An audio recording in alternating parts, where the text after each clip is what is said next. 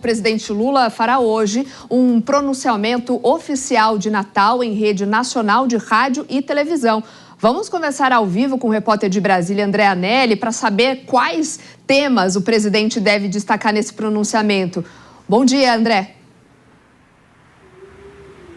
Bom dia, Soraya. Muito bom dia a todos aqui no Morning Show da Jovem Pan. O presidente Lula acabou fazendo uma antecipação em relação a esse pronunciamento que tradicionalmente é feito no Natal. Esse pronunciamento seria feito amanhã, dia 24, às vésperas, então, da data natalina, mas o presidente da República acabou antecipando e esse pronunciamento vai acontecer hoje às 8h30 da noite em cadeia de rádio e televisão aberta. O presidente Lula, nesse discurso, que é previsto para ter uma duração de 3 minutos e 20 segundos, vai falar do que ele considera avanços econômicos do governo nesses 2 primeiros anos do terceiro mandato e também dizer que 2025 deve ser um ano de colheita, deve ser aquilo que o presidente já vem destacando aos ministros, que não é hora mais de criar iniciativas, mas sim de acabar colhendo os frutos dela. E com esse discurso, o presidente Lula deve pregar também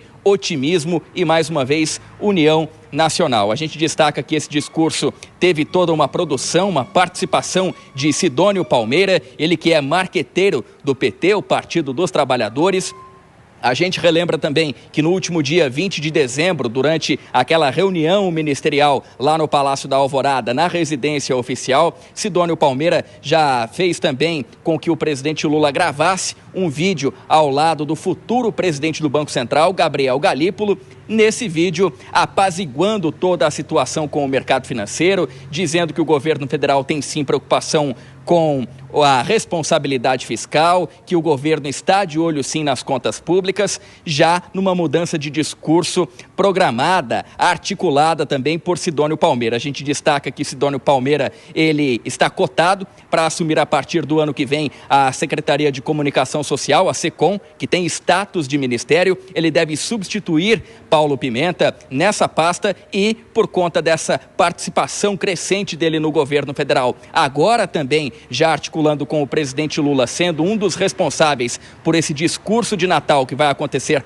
logo mais hoje, às 8h30 da noite, Sidônio Palmeira, então, já vai ganhando força dentro do governo e mais um resultado do trabalho crescente dele a gente acompanha logo mais à noite nas emissoras abertas de rádio e televisão, nesse discurso que foi gravado no último sábado e será transmitido hoje à noite.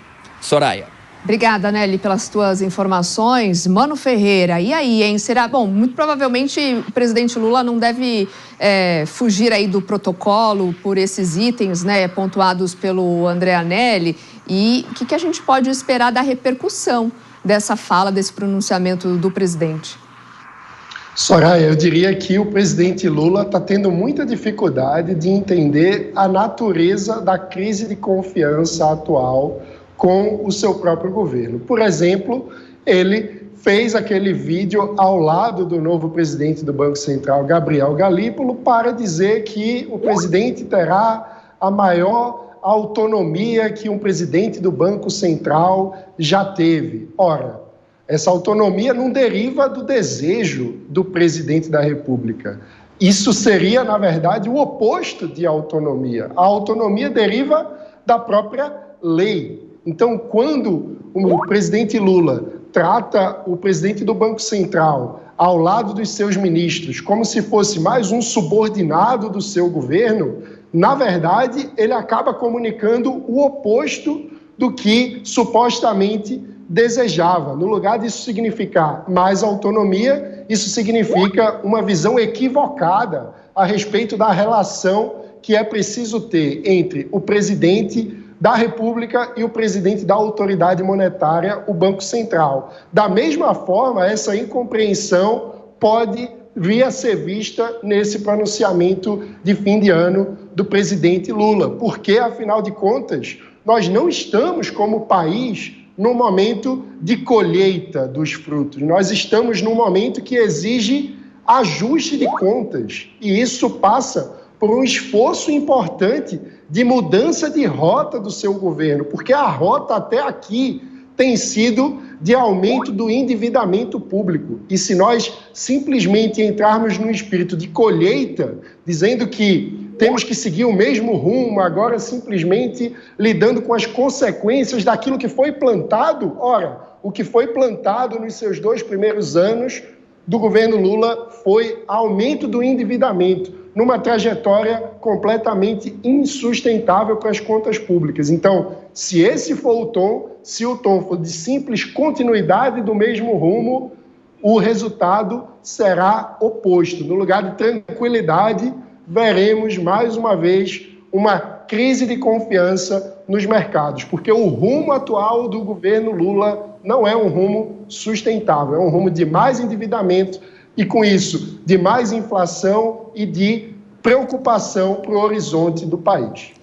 Diogo da Luz, você acha que esse foco de colheita será feito de fato no ano que vem? Podemos, então, o presidente Lula estar certo com esse discurso? Acho muito difícil, Soraya. Acho realmente muitíssimo difícil, porque os indicadores não são nada bons. Mas eu queria comentar também que o Mano foi cirúrgico na sua fala. Eu tenho dito muitas vezes que o presidente Lula fala por 2 canais, um com o eleitorado geral e outro com o mercado. E ele percebeu que estava se dando muito mal com o mercado e começou a fazer sinalizações de responsabilidade fiscal. Nessa fala, se prestarem atenção, a voz dele era dirigida ao mercado. Ele falou em autonomia, etc. Mas as imagens claramente eram ao eleitorado, especialmente aquele que não entende o economês mais sofisticado.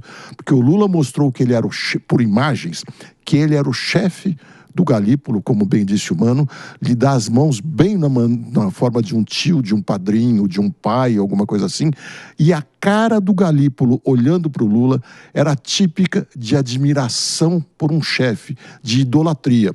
Portanto, ele conseguiu em uma única fala, falar com 2 grupos de pessoas, e minha impressão é que hoje à noite, de novo, o Lula vai falar em austeridade fiscal, mas não parece que será, porque a lei de diretrizes orçamentárias já não está prometendo isso. Já vamos começar 2025 sem ela, né?